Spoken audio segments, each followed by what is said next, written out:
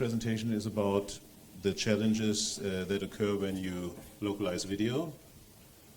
And here we go. So this is the table of contents. We talk about the constraints of, when localizing video as compared to localizing text content. We go into technology, call it AI if you like, speech recognition to generate a text from an audio, then machine translation of subtitles, for example. Machine translation is not as good as professionals, so we try to help it a little bit with something called metadata tags. And then the last section is about speech synthesis, text-to-speech, AI dubbing, whatever you want to call it. Maybe we should give everyone a little bit of our background, though, before we delve into all of the technical details of our presentation. So I'll start. I met Volker a little over a decade ago when he was working on the EU-funded project EUBridge, which had to do with live automated subtitles, and I was working on similar projects at the time. He actually has a PhD in mathematics, and he was the team lead at the pioneering team at Philips back in the 80s that introduced large-scale continuous speech recognition. Sorry, I got it wrong again. Large vocabulary, continuous speech recognition in the 80s, and he's been dealing with language technologies practically for all of his career. He has been the managing director of AppTech in Germany since 2018, and that's when I started working with him again. Yeah, and I will sure take care of the technical part of this presentation, but the scope is pretty broad, so I have teamed up with Jota Georgakopoulou, sorry, difficult last name. She has a PhD in subtitling and translation and has been in academia first and then in senior roles in multinational companies like Deluxe. We actually, as she said, we were in different EU projects, but we kept missing each other until like 5 years ago. She started a consultancy, and AppTech started thinking about going into the media localization space, and that's where we brought her in order to help us navigate in that space. It was a funny story actually, because I remember when we started talking about this and you were showing me the first automatic subtitles you were producing, and I actually said they don't even look like subtitles. They're just like words, one after the other, until you run out of space. None of the rules are there. Yeah, and I said, which rules? Do you mean that you stop when it's 42 characters? Every junior programmer can do that for you. And that was kind of I shouldn't have said that, because then I got a very intense lecture about readability and the cognitive limitations of people reading text while watching a video, etc. And a very good relationship unfolded. So maybe it's a good idea that we start this presentation by talking about video localization and its constraints first, so everyone can understand how this differs from any other type of localization. And I expect almost everyone is familiar with subtitling and dubbing, but perhaps not everything that is on this slide. So basically there are two purposes to video localization. One, of course, is to give access to material that is in a language other than the one you already speak. But is also to provide access to people with disabilities, even in the same language. So if we're talking about the deaf and the hard of hearing, there are subtitles and captions addressed to them specifically. There's also sign language interpreting. Or if we're talking about the blind and visually impaired, there's something called audio description, which is like a voiceover narration that describes what's happening in the images.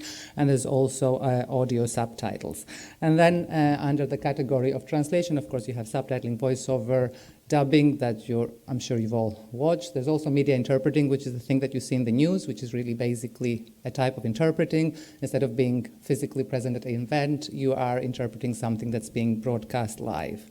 And there's one more thing that's actually didn't even bother putting on this slide, which is graphics localization, which in some cases comes into play. In film, it does quite a bit. It's about changing the graphics. Maybe text appears on the screen and you need to localize that into another language. Or you might even need to change things of the actual image for the purposes of localization.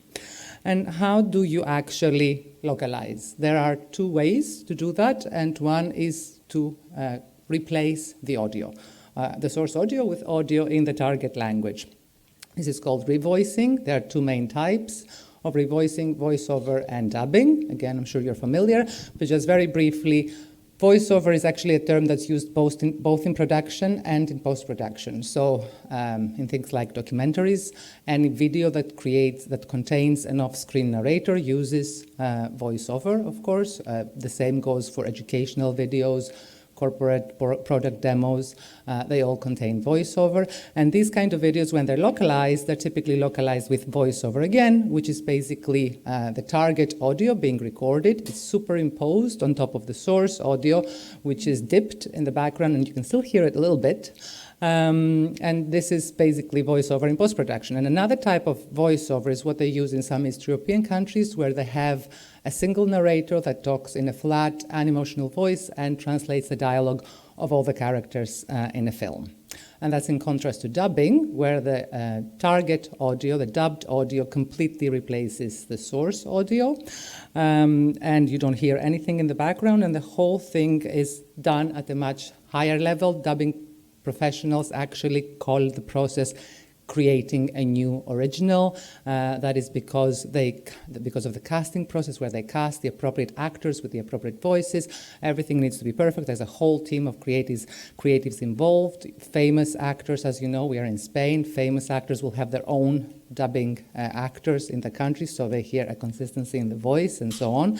And of course, on the translation, on the text level, there is lip synchronization. So it's not just a translation of the script, but the script is very meticulously adapted so that the words that you use in the translation look as if they come out of the mouths of the actors on the screen. And what's happening right now with AI dubbing, you may have seen that, is the exact opposite process, whereby people are using image synthesis technologies, which changes the lip movements to match the words that you want to use in the translation. This is very new. It's not really used in film yet. It's used in other types of user-generated content so far, and it's very groundbreaking, and I believe that it will probably change the process of dubbing, which has been the same for almost the 100 years that we've had dubbing. But so far, the process is still done traditionally in dubbing studios with a whole team of creatives, voice talents, dubbing director, sound engineer, who are basically working very, very hard to make sure that they recreate the illusion of the source video for a target audience. And the second way is subtitling. This is not very hard to explain. Subtitles is the words that we see on the screen, so you translate, you localize the video by adding a textual element to it. That's a translation that goes into 2 lines of text at the bottom of the screen, which appear and disappear at the same time as the audio. And if, as I said, the subtitles are addressing the needs of the hard of hearing, then apart from actually the dialogue, in these words we have things like sound effects, so you can have the word gunshot if there's a gunshot, words that describe the music that is being played, or even speaker IDs, who is talking, if that is not obvious from the image itself. Now, the interesting thing about subtitles is that you cannot control how you read them. You can't control it like any other text that you read on paper on your screen. You control whether you read it or not. When you see subtitles, even if you understand the source language, even if you're a native speaker, even if you are trying not to read the subtitles, you still read them. They take your attention of your eyes away from the image, and it goes in the words on the screen. And this is exactly shown by this slide, which is from an eye tracking study. You have the same scene, and in the one to your left, you see how what happens when people are actually watching just the film without subtitles on, and you see that the eye fixations are happening basically in the action on the screen, and the action generally is people's faces. Whereas when there is a subtitle, this attention is drawn on the subtitles, and there's much less attention in what is going on in the screen, which is a problem, because the point of watching a film is not to read. The point of watching a film is to get the information or to be entertained. And in order to be entertained, we need to be immersed in the film. In order to be immersed in the film, we can't break the illusion. We have to not notice the subtitles. And this is what we need to pay attention to when we're localizing video. We don't just translate text, we are localizing the entire video, which includes the image, the music, any text that's on the image, the sound effects, and all of these things pose quite a few constraints. These constraints are very different, whether the process that you follow to localize is dubbing or subtitling. When it comes to dubbing, what you have to do is you have to use the appropriate voices for each character. These voices need to have a natural intonation. The performance needs to be convincing. Of course, the sound quality of the dubbed audio track needs to be great. And in terms of the text, there need to be 4 synchronies that are adhered to. One is the visual synchrony, so that the audio is in sync with what's happening on the screen. The second is the kinetic synchrony, that the audio is in sync with the body movements of the actor. So if someone's nodding yes, you better hear an affirmation in the dialogue. Then you have the isochrony, that the target audio can be read naturally in the same amount of time as the source. And finally, the lip sync, which I already explained, that the words look as if they're coming out of the mouths of the actors on the screen. Now, when it comes to subtitling, things are very different. Of course, subtitles also need to be in sync with the audio that you hear, right? So when you hear a joke, when you hear canned laughter, you're actually reading the joke and the subtitles at the same time, synchronicity. But apart from that, the most important thing in subtitling is readability itself. Because what we're trying to do is we're trying to minimize the effect that we saw in the previous slide. And in order to minimize that effect, what we need to do is we need to make sure that the subtitles can be read and understood very, very quickly, so that the viewers can finally move their eyes away from the subtitles and into the middle of the screen where the action normally take place. And there's a bunch of ways that you can achieve this with. Of course, the obvious one is, what font are you using? Are you using a large enough font? Can people actually read it? What font type? Sans serif fonts are better than serif, so Arial easier to read than Times New Roman, for example. Use a color that creates a good contrast, white on black. That's why the subtitles are typically white. They have aliasing, that's black. All of that. And also utilize as little of the screen real estate as possible. That's why they're placed at the bottom of the screen, and there are only 2 lines, in some cases 3, in some countries. And they're in the middle, so the eyes of the viewers move the shortest distance from the subtitles to where the action is. And of course, aside from that, it's not just where you place the subtitles, what font you use, but how you actually present the text itself. People will read it and understand it faster if the text is presented in units that make syntactic and semantic text. All the words that should be read together should be together. And the words shouldn't be chopped up in random places, which is exactly what I was talking to Volker about all those years ago. And actually, to make my point, I'm going to play a video. Hopefully this will be muted so it can simulate a real-life experience for you. So you can read the subtitles from this video. The words are perfect. They could have been generated by the perfect ASR system or by a professional who made no errors. So you see all of the words in the audio correctly transcribed, but no attention has been paid to segmentation. So I'd like you to watch it so you can understand the importance of presentation.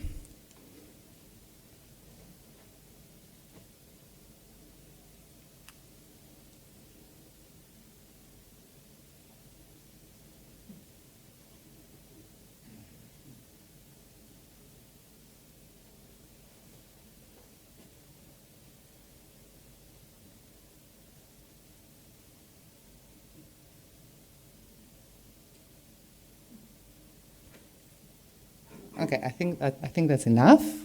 You get the idea. Volker, what do you think? I think they haven't been enlightened yet. This is exactly the first thing actually I worked on with Aptec a few years ago. It's called intelligent line segmentation, and it's a neural net system that intelligently segments text syntactically and semantically.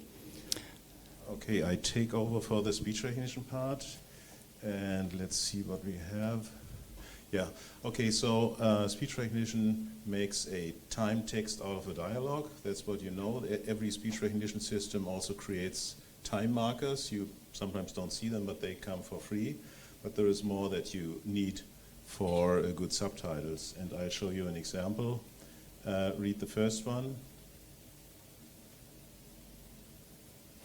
It's a little confusing, isn't it?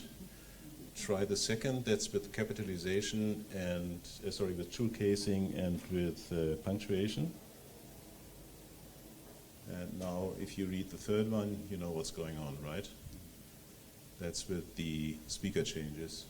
So we need these elements to have really good subtitles. So note that the punctuation is not in the speech signal, right? So it has to be created by an extra technology. Okay, so far about these things, and the other items on the slide are about maximum length and so on. Of course, you know the line shouldn't be too long. That has also to do with reading speed, but you have to break the lines at the appropriate space and at a good position. And how do you do that, right? You have seen that bad placing of line breaks is not a good idea. Okay, I'll show you one example where the right video has been automatically transcribed and also really subtitled. So there are the subtitle breaks, the line breaks, that's all done automatic. And the left one is by a human, by a professional. And these things are completely independent from each other, so the left is not a post-edit of the right or so.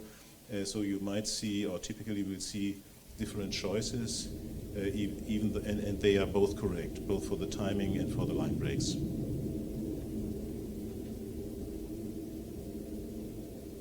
So right automatic, left is professional. Listen to me, please.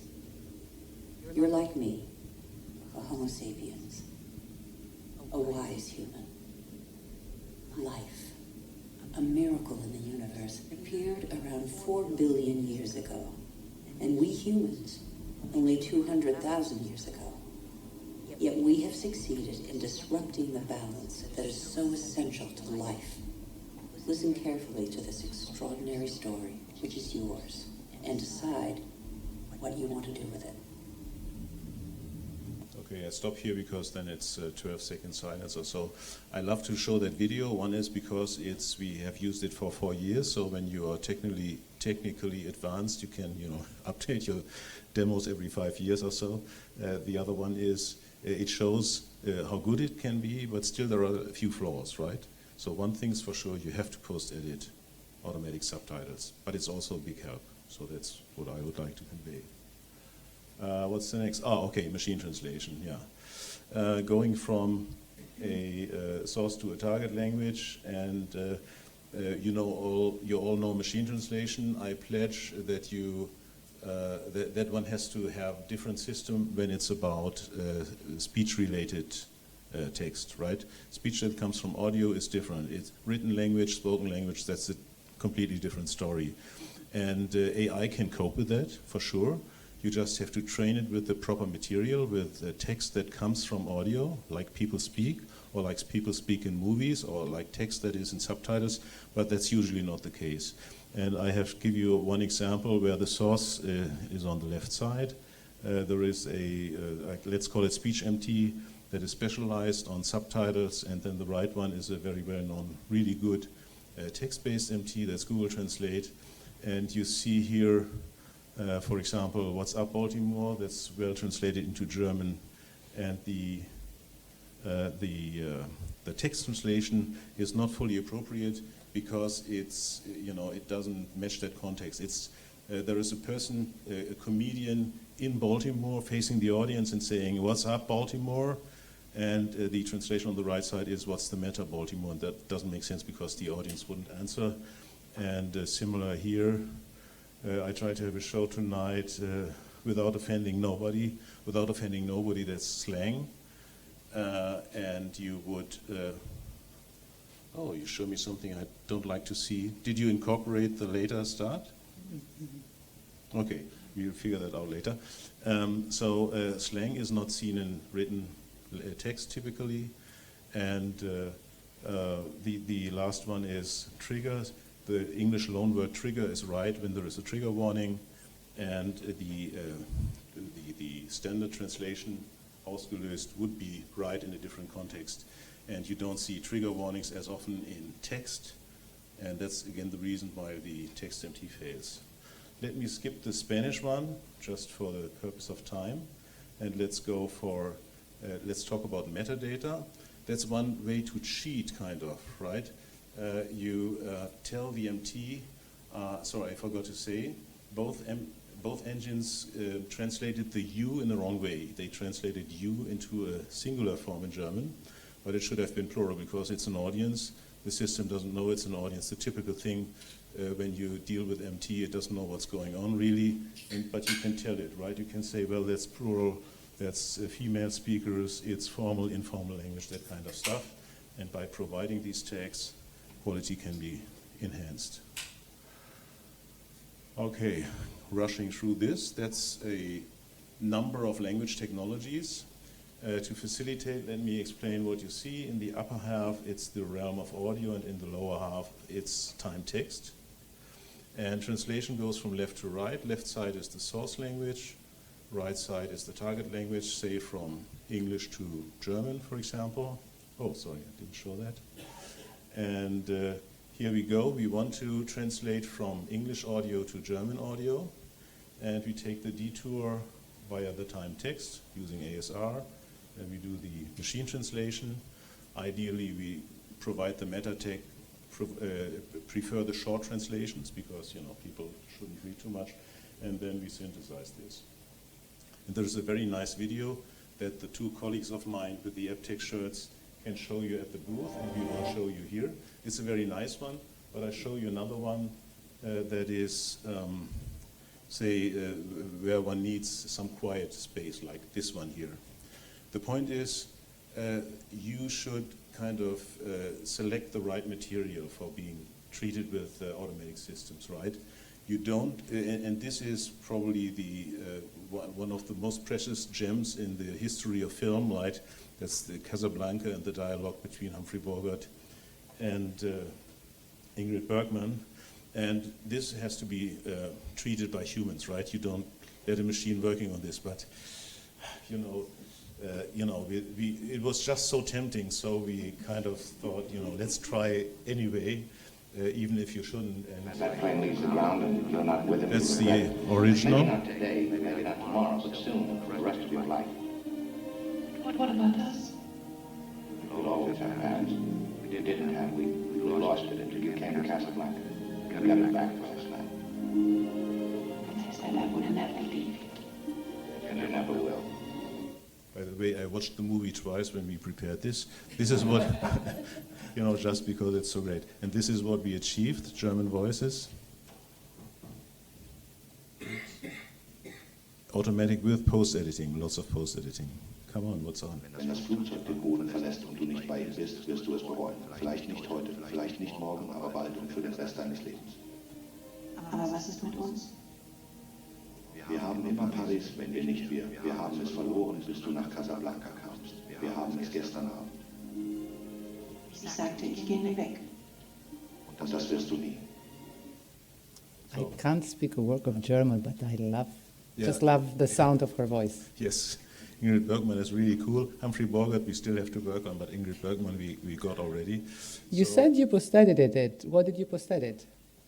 well, I post-edited the translations to make it, fit the lips, fit it better to the lips, right? That's what I did. And of course, even the audio was a little manipulated. So this is, as I said, don't do this. It's just to see how far can you go when you put effort into it. Right? Well, managing director post-editing. Yes. That's interesting. How Yes. long did it take you? I think you wouldn't. It took me ages, and I think, I'm not super suited for that. But I was desperate. I wanted to get it. Okay. What's the last slide? Is it something? Yeah. What's next? Oh, yeah. Is it? Yes, well, I was going to ask you, what do you think comes next after this? You've shown us how you can apply different language technologies already in all of the different stages of video localization. What do you think is the next step that will happen? Things are getting gradually better, right? The voices will get, say, more. I think they are very natural right now, but more emotional. So we work on emotional voices. The quality just improves or has to improve, and I think there will be more and more content that you can treat with automatic methods. When I say treat, in your case, it's typically always with post-editing. But the question is, how much effort do you put in post-editing? And if the effort is, comparatively small, then it's a good way to go, right? Fully automatic is typically more for, unboxing videos of, some guy you don't want to know, right? So in professional settings, when you have a company video or so, it has to be post-edited, quality assured, etc. Just to show how good the quality of machine translation and subtitling, for instance, is, what we did a few years ago is prepare actually a machine translation game where we translated a telenovela, something easy, not Casablanca, from Spanish into English with a machine, just raw machine translation. And I think that's the QR code for it, yes. And we also had the same telenovela just translated by a professional. Feel free to play the game and tell me if you got 5 out of 5. I'm really curious. Actually, when I was checking, this is a bit old, and I helped put that together. Only 2 people actually did 5 out of 5, and one of them was head of MT at Aptec. Yeah. He knew what he was working on. It's for some content it works really good. For other content you don't use it, right? You don't use it for humor. You don't use it for deep philosophical, things, etc. But for telenovelas, for documentaries or so, I think it's a very good choice. Okay, are we there? I think we're done. I don't know if we have any time for question, but if you do have questions, feel free to come by to the Aptec booth. It's downstairs, just underneath the stairs. We'll be glad to answer any questions you have there. Thank you very much for your time. Thank you very much.